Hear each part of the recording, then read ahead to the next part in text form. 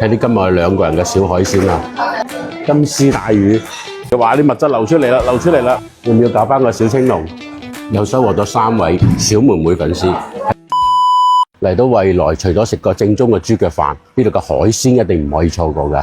今日繼續喺呢個神泉鎮揾食，揾間老餐廳。行呢啲咁窄嘅樓梯，有冇感覺好似去到香港咁樣啊？哇！呢度好多海鮮啊，金絲帶魚，佢話啲物質流出嚟啦，流出嚟啦，要唔要搞翻個小青龍？今日我竟然冇發現，我一直想揾嘅鮭魚見唔到。No， 老闆，等一下菜。要吃什么？今天沒鮭魚啊？鮭魚有這個，是野的嗎？這裡是野生的。哦，多少錢一斤？一斤32。搞個鮭魚。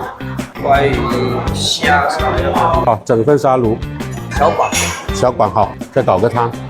九肚魚拿來蒸更好吧？清蒸的可以。那個沙麥苦瓜湯好。好 ，OK，就那麼多。8個菜剛剛好。就按你們的做法。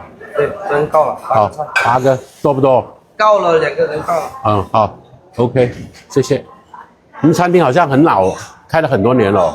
開了這麼大，差不多40年應該有，已經40年了。看外面的招牌就知道老。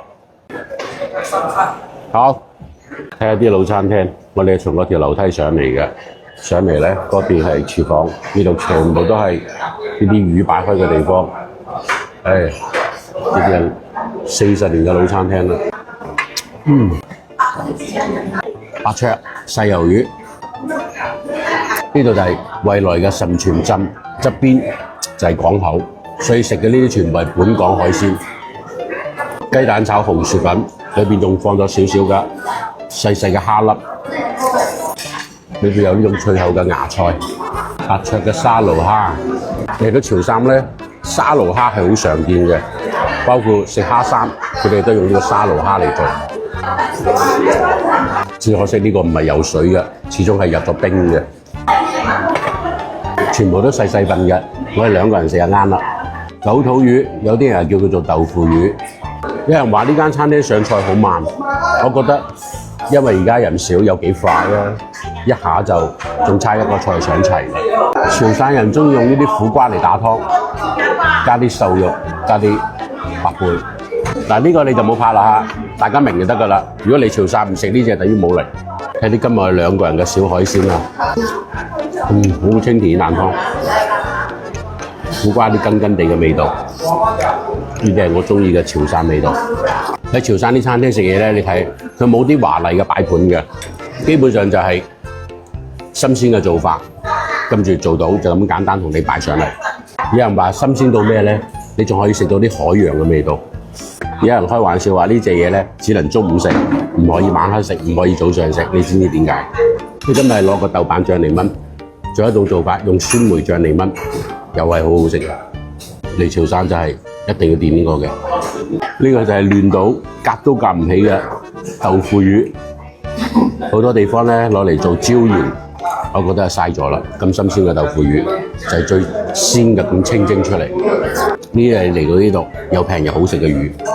今日咁多個菜埋單，大家又要估啦，幾錢？啱個阿妹攞到一碟呢隻嘢俾我，唔知咩嚟嘅咧。我啱問佢，好似話叫咩鹹檸檬都係叫咩啊？叫嚟配粥。嚟潮汕食飯咧，如果你唔上一碗粥，呢餐飯等於白食啦。最舒服就係最後嗰呢碗粥。都是去那些就是說採訪，然後拍。你們這家餐廳在這裡很有名氣吧？對吧？挺有名氣的。都是本。對，謝謝。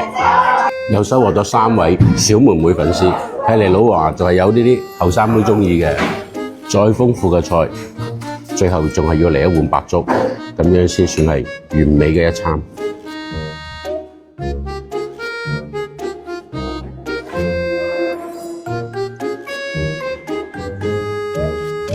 買單。180來着。收購哦。2個人180，很划算呢。